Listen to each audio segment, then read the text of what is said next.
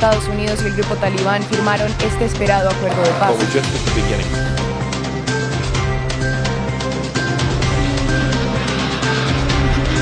Soleimani, دست بالا! حسن سلیمانی! We're all Soleimani!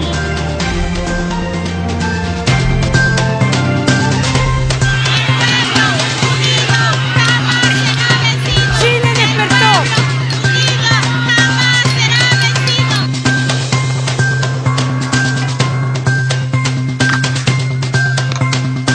Shot it! Oh God!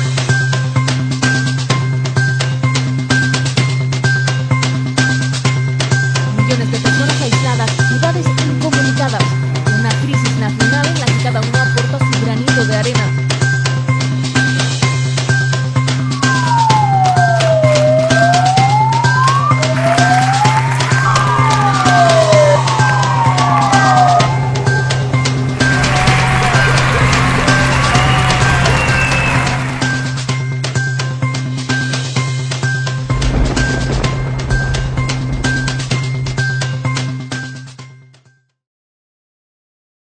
Buenas noches en Europa, buenas tardes en las tierras del Abya Yala en América.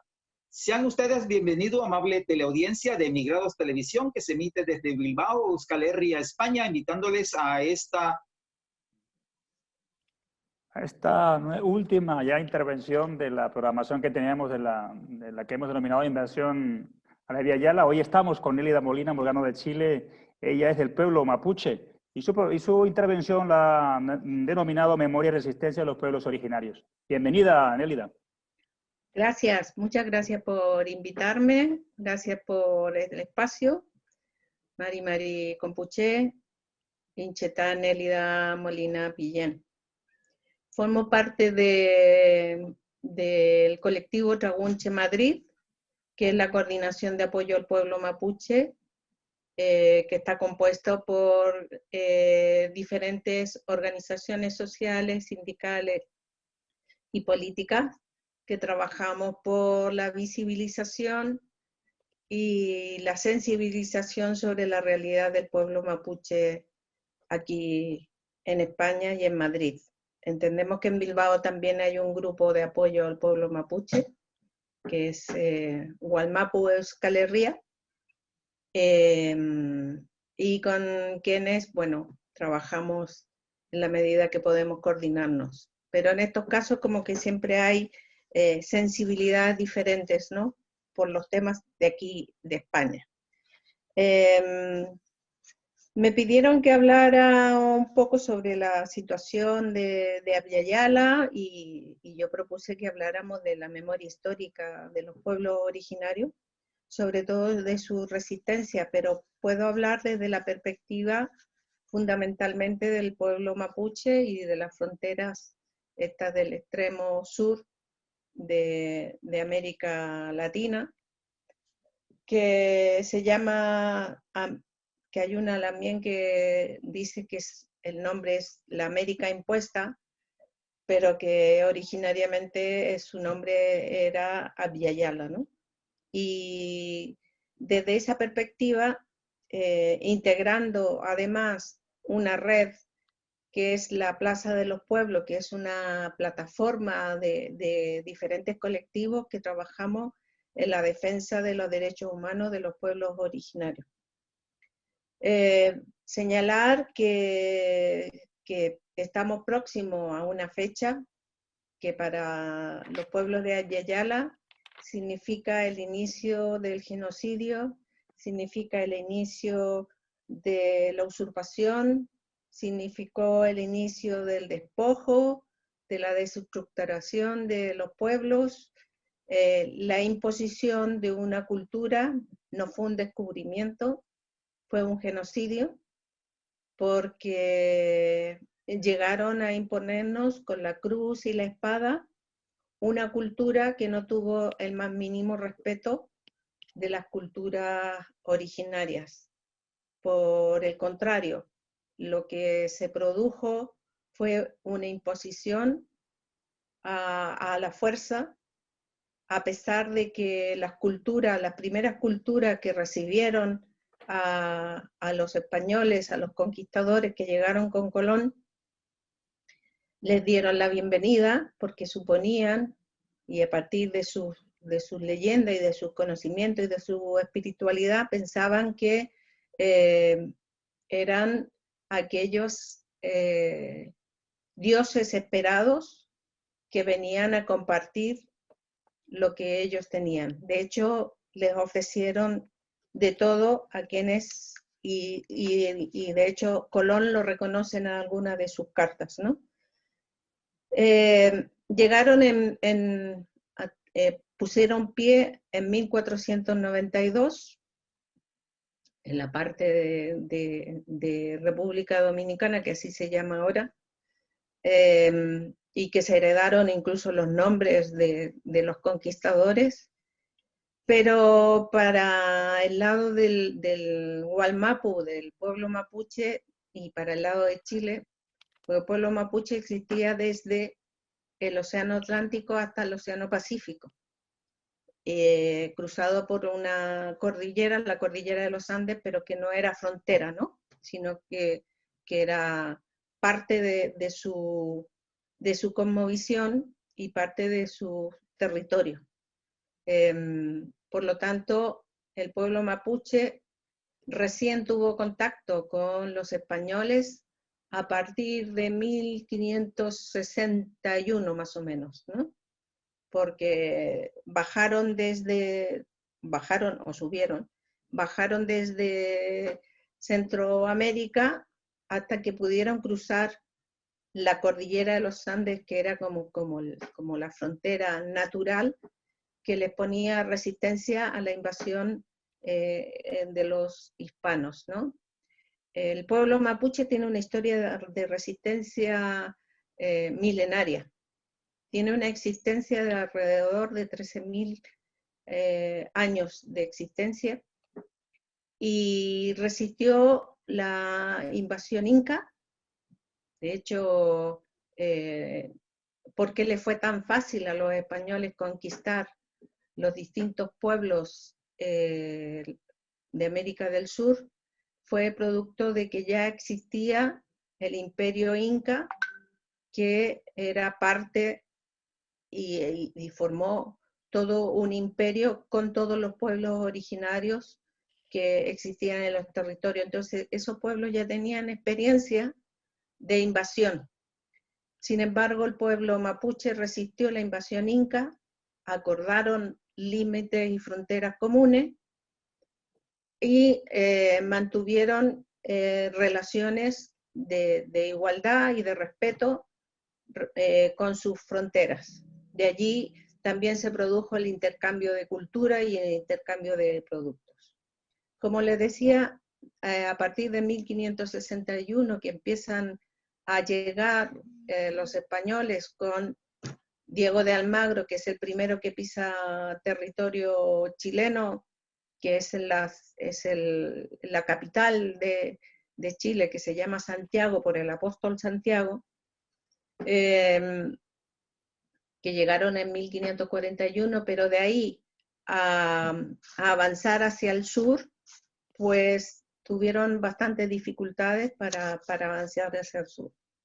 Porque además el pueblo mapuche tuvo una resistencia de más de 150 años al invasor español.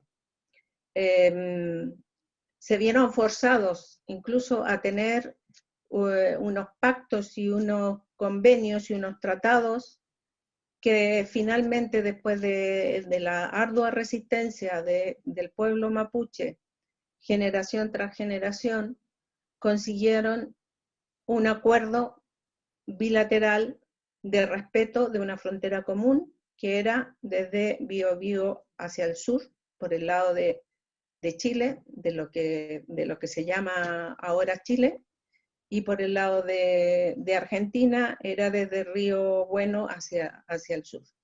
Nélida, disculpa que te interrumpa. Siguiendo esa línea de tiempo para avanzar en el programa, ¿cuál es la situación hoy día del pueblo mapuche? Vale. La situación hoy es de resistencia de alta intensidad. por eso que hacía una historia primero de resistencia, ¿no? Después de los tratados de libre comercio entre España reconoció el territorio mapuche como un pueblo, una nación independiente, autónoma, con la que tenían acuerdos bilaterales de respeto. Con la constitución de la República de Chile, con la independencia de Chile, pues ese tratado sigue vigente, no se ha olvidado ni se ha cambiado. Por lo tanto, el pueblo mapuche sigue resistiendo la usurpación y el despojo que hizo el Estado de Chile, la República de Chile, a través de la pacificación de la Araucanía por un lado y la campaña del desierto por el lado argentino. Hoy el pueblo nación mapuche está en un momento de alta resistencia porque hay una nueva invasión territorial que son de las grandes empresas multinacionales y las forestales, que son las que fueron cedidas, los territorios mapuches fueron cedidos por la dictadura militar de Pinochet a las forestales, a las grandes forestales, y que han usurpado todos los territorios mapuches. Frente a esta nueva invasión del mercado neoliberal y de las transnacionales, el pueblo mapuche a partir de 1992 ha tomado la decisión de recuperar los territorios en tres estrategias, por decirlo de una manera, y no quiero que esas estrategias sean como tan marcadas, ¿no? Pero sí que podríamos nombrar que hay una estrategia de negociación con el Estado chileno, de pedir y exigir que se reconozcan los territorios que fueron cedidos, porque hubo títulos de merced que se entregaron cuando se repartió y se distribuyó los territorios mapuches, se le entregaron a los colonos extranjeros, llámese colonos suizos, italianos, holandeses, noruegos, alemanes, ¿no? Que se les entregaron territorios con encomiendas, con gente dentro, ¿no? Pero esas demarcaciones que se hicieron fueron usurpadas por los colonos y los nuevos colonos que llegaron. Entonces, esos títulos de merced fueron traspasados por la ambición y el poder de los colonos, y hay un sector del pueblo mapuche que reivindica vía CONADI, vía organización que tiene el Estado chileno después de la dictadura, para reconocer los territorios mapuche que son comunitarios, que no son, no sé si ustedes saben, pero la dictadura de Pinochet lo que hizo fue dividir el territorio, los territorios de las comunidades y entregárselos a familias individuales, rompiendo la estructura y la cultura mapuche, que es comunitaria, ¿no? Y a partir de ahí, pues bueno, muchos latifundistas aprovecharon de comprar más territorios, ¿no? Te interrumpo con lo que dices, porque es importante lo que tú mencionas de lo que hizo Pinochet que dividió por territorio, y lógicamente lo que hizo fue desestructurar más aún la comunidad mapuche, si era que había, y si mal entiendo, tú me corriges, el gobierno de Piñera en su primer gobierno se ha nutrido de ese decir que el pueblo mapuche no tiene con quién negociar. Dice que no, porque es una estructura muy complicada, es su base. ¿Es una negación o es un aprovechamiento justamente de esa primera cuestión que hizo Pinochet en su gobierno? No sé si me explico. Claro. Bueno, Piñera es heredero de Pinochet, o sea, y el modelo neoliberal, el de los Chicago Boys también, o sea, de los que se aprovechó de todo el modelo que dejó Pinochet. Al gobierno le cuesta mucho dialogar con el pueblo mapuche porque no reconoce su cultura y su cosmovisión. La organización ancestral del pueblo mapuche no es vertical, es horizontal y circular. De hecho, está en su cosmovisión, no sé si pueden ver acá atrás, el Kutrun, que es el símbolo de la cosmovisión mapuche es circular, horizontal, porque la organización,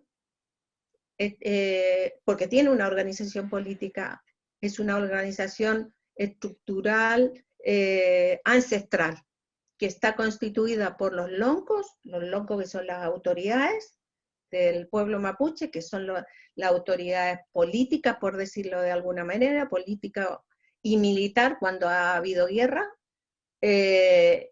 Luego están los machi o las machi, que son las autoridades espirituales, ancestrales, que son las que